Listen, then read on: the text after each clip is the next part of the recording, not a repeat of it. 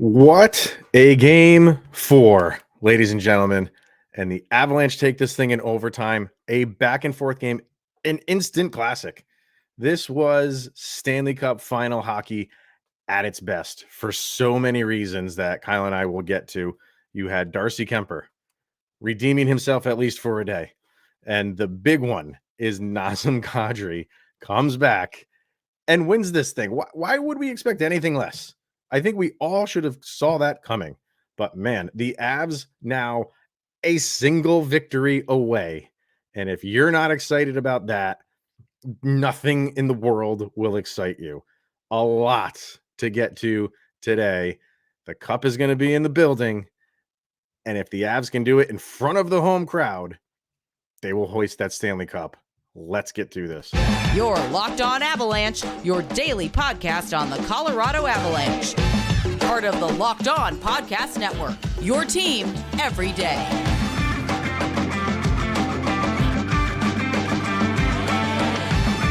Nathan MacKinnon is one win away from winning, you know what, something he's not won in the past that he so eloquently put at the end of last season, a single victory away. An absolute classic that we had in the Stanley Cup Final, Game 4, Avs and Tampa. In Tampa, the Avs take this thing in overtime thanks to Nazem Kadri.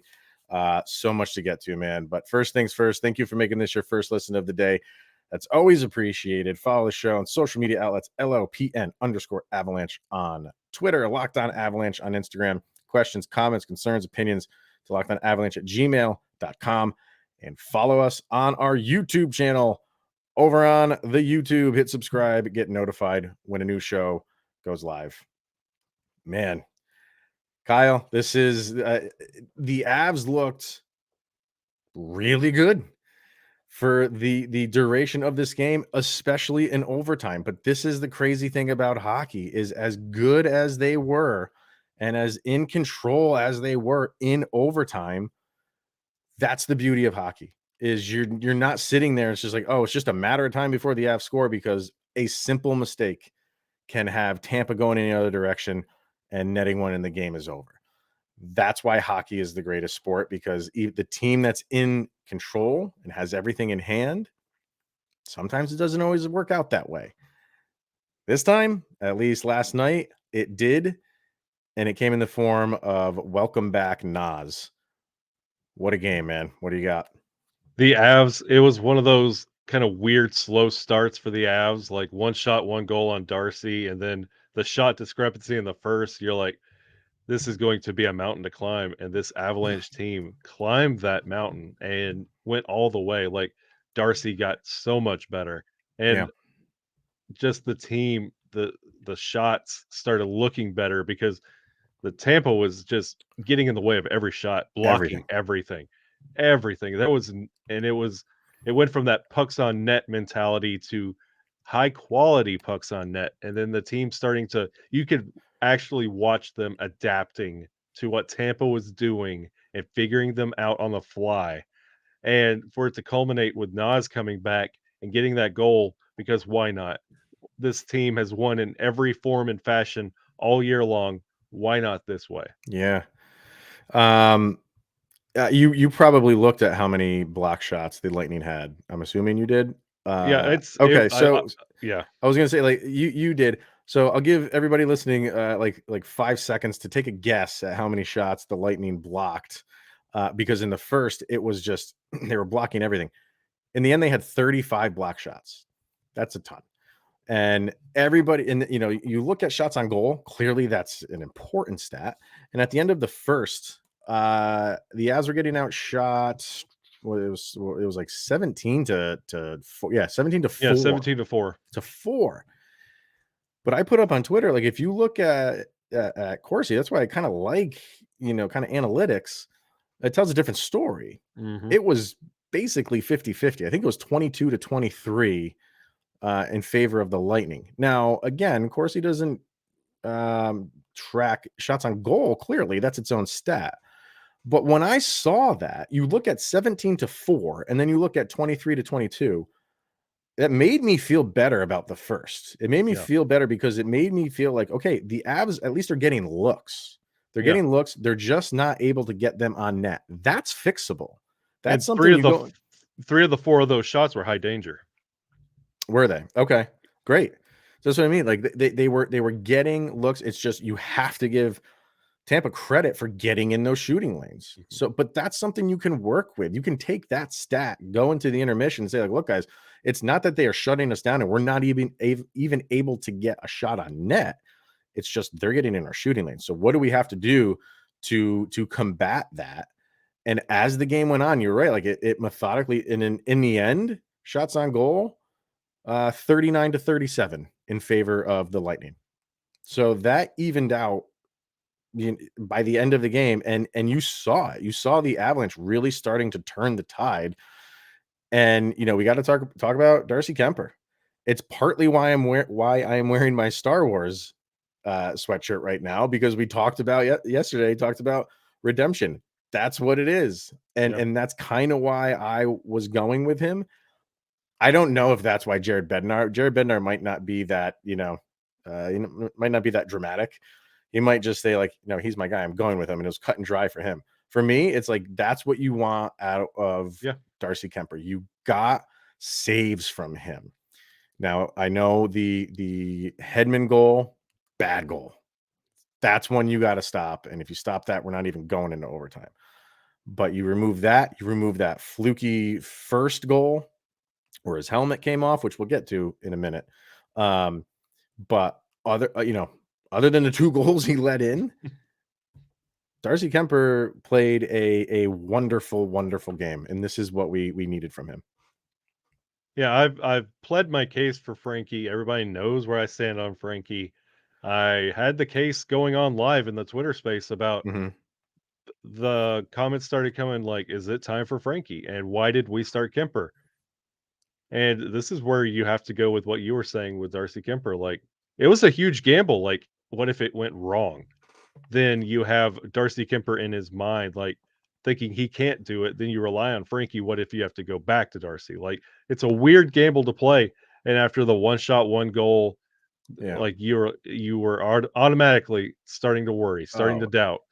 And it started mounting. And instead of Darcy collapsing, he just got better and better and better. We mentioned 17-4 in the first period, 39-37 at the end.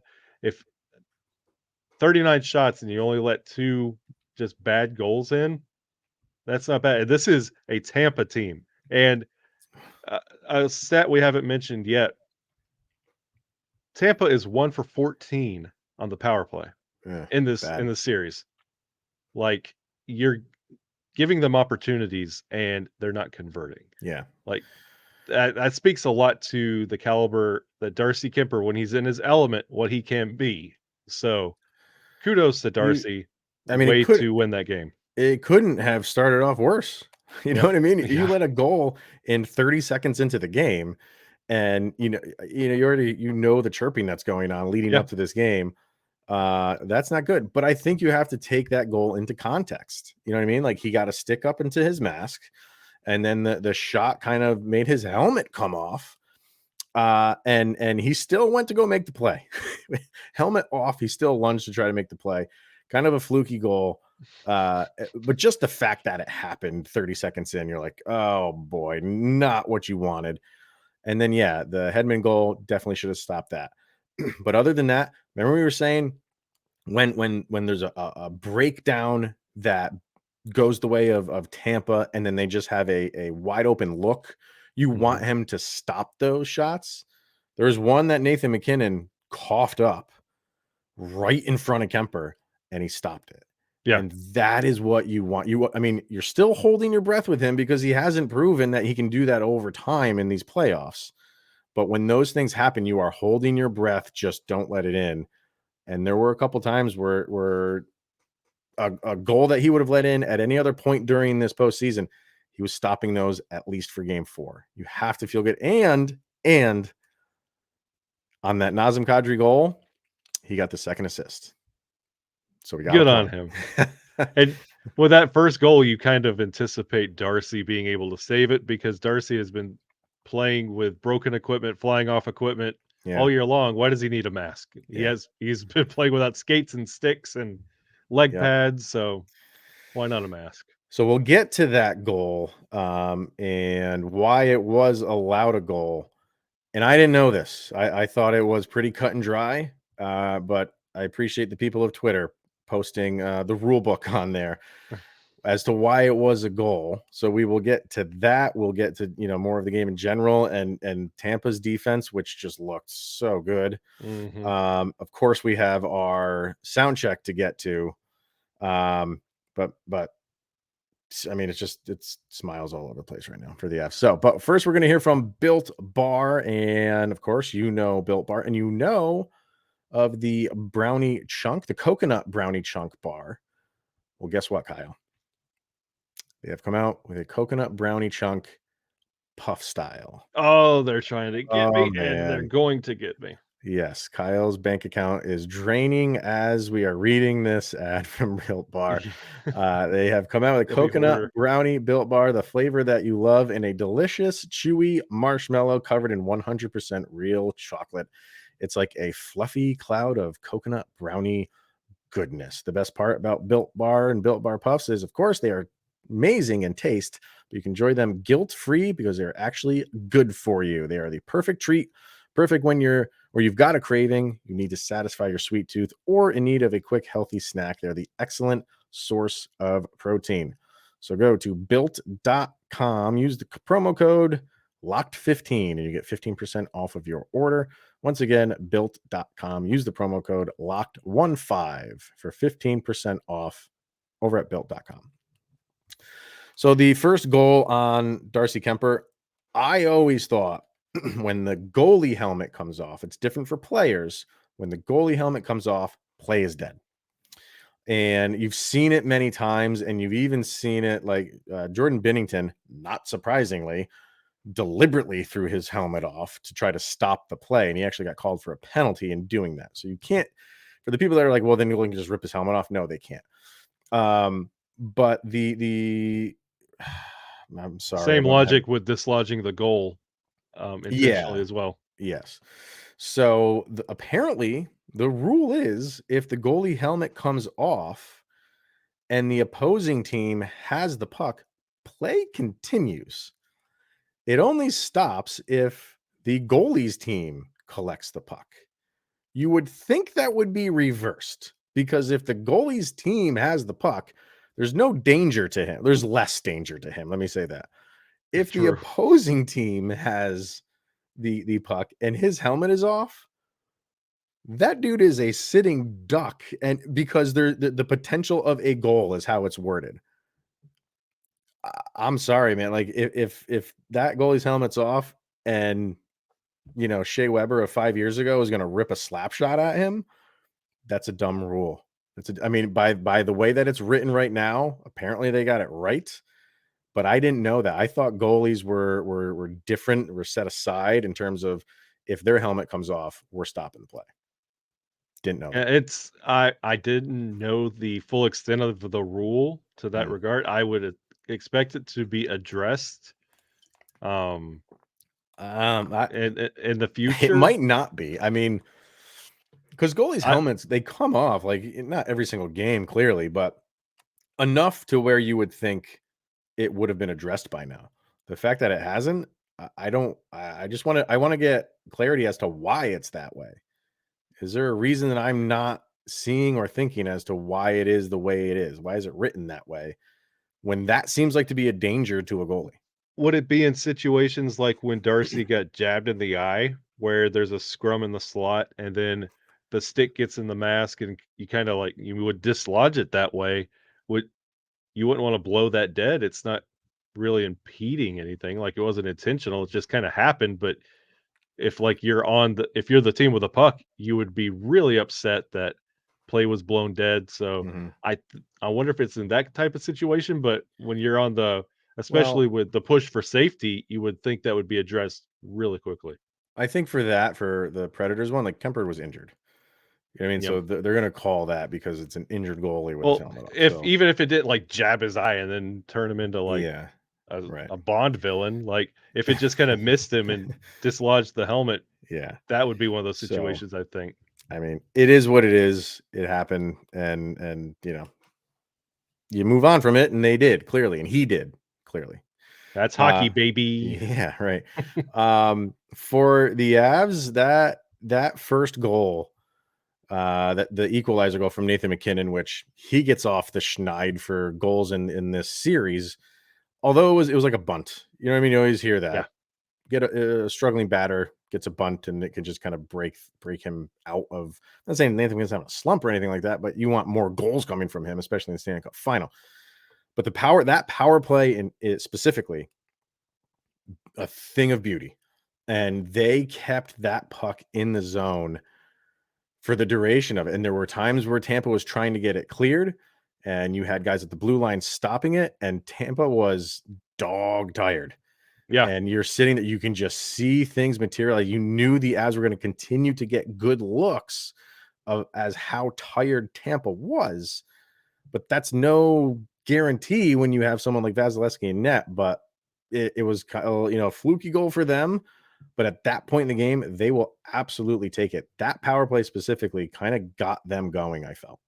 Yeah, and it's been a constant theme for the Avs throughout this cup final is their power play has improved. Not just their penalty kill like we talked about earlier. Mhm. Their power play is at least 50% a night. And that is such a far stretch from where we were this regular season.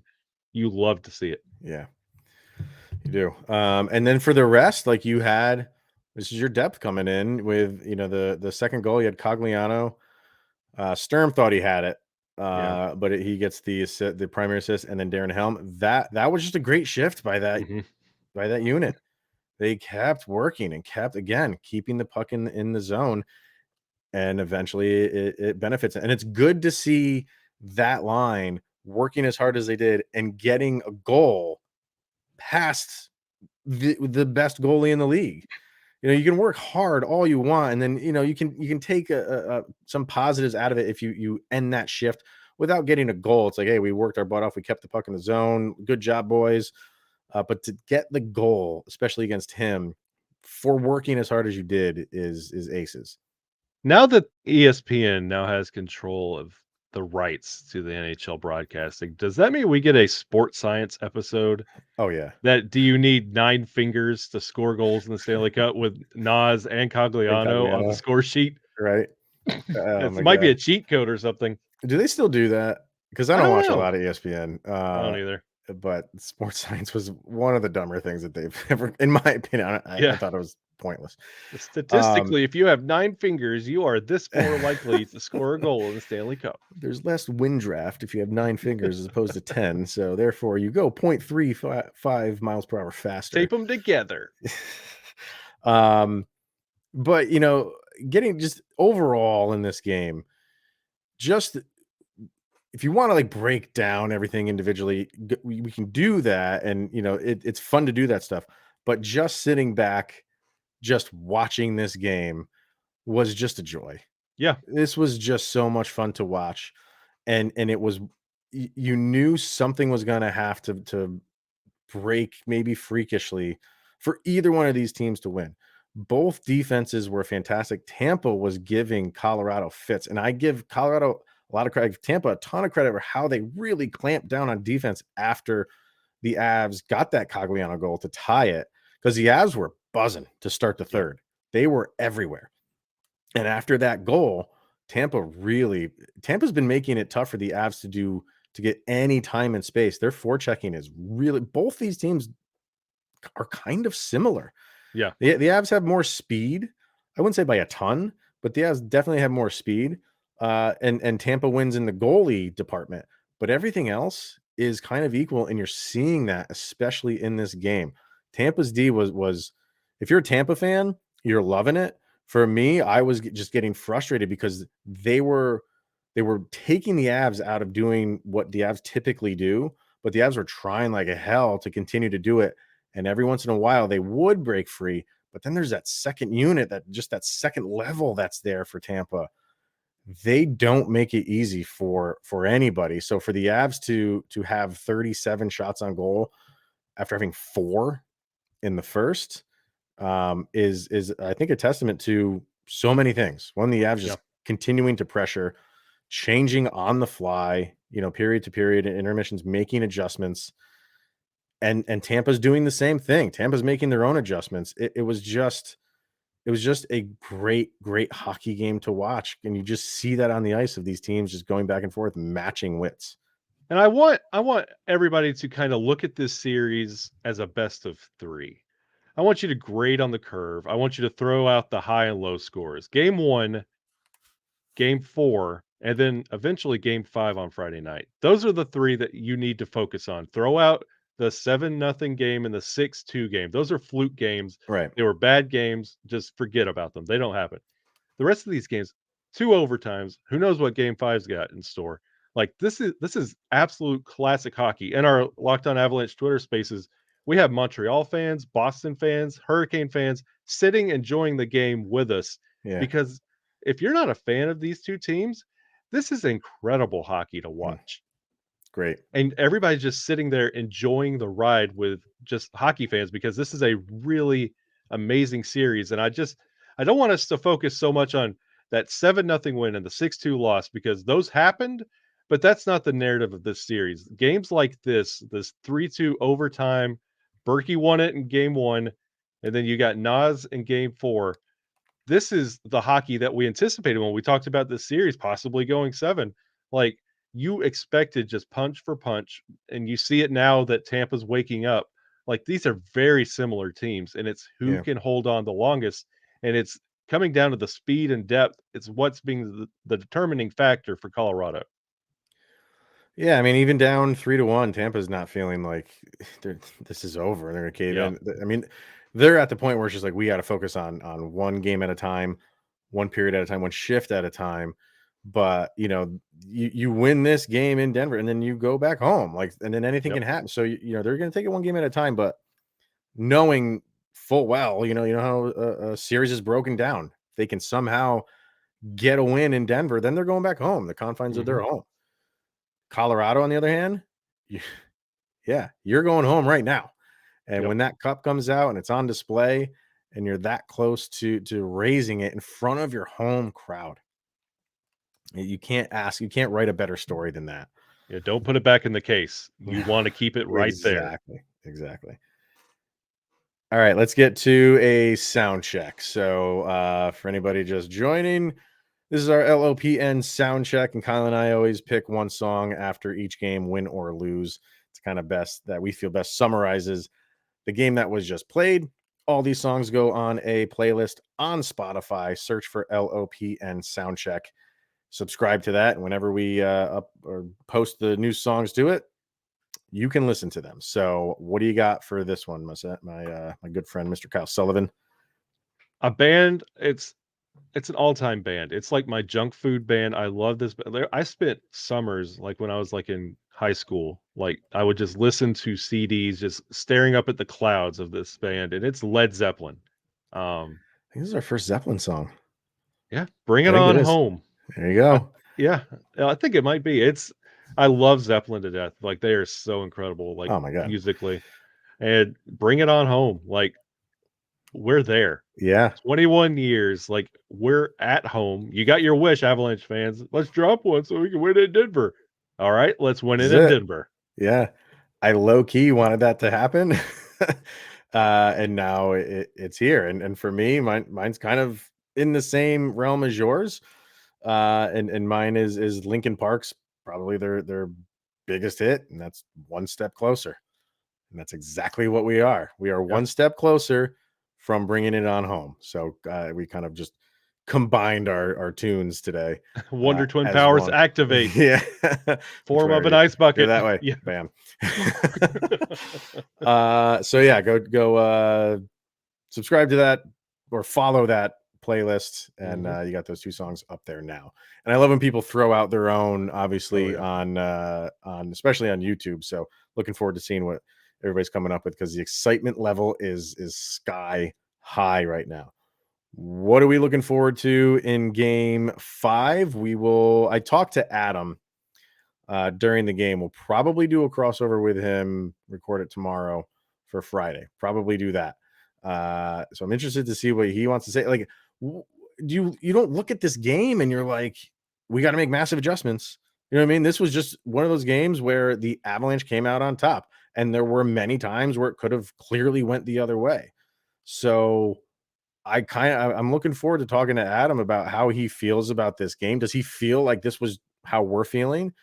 It was a tight game that could have went in any direction, or is he feeling that Tampa could have done this better or this better? I'm sure we all think they have to do better on the power play. That goes without saying, but they're kind of like the nuances of the game.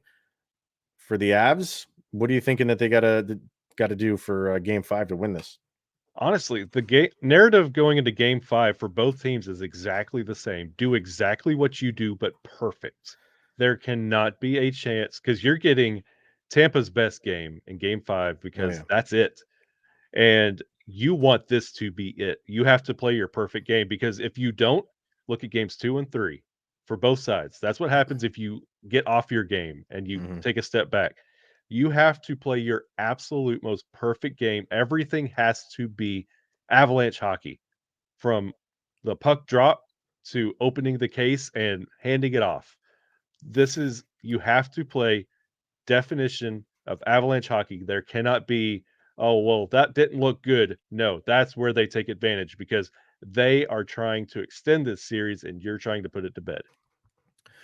I think when it comes to the Stanley Cup Final, there's two games where you're most nervous. That's Game 1, mainly like the first period, first few shifts, obviously, Game 1, and then when you're in the position that the Avalanche are in right now, when you have 3 wins and you just need that last one.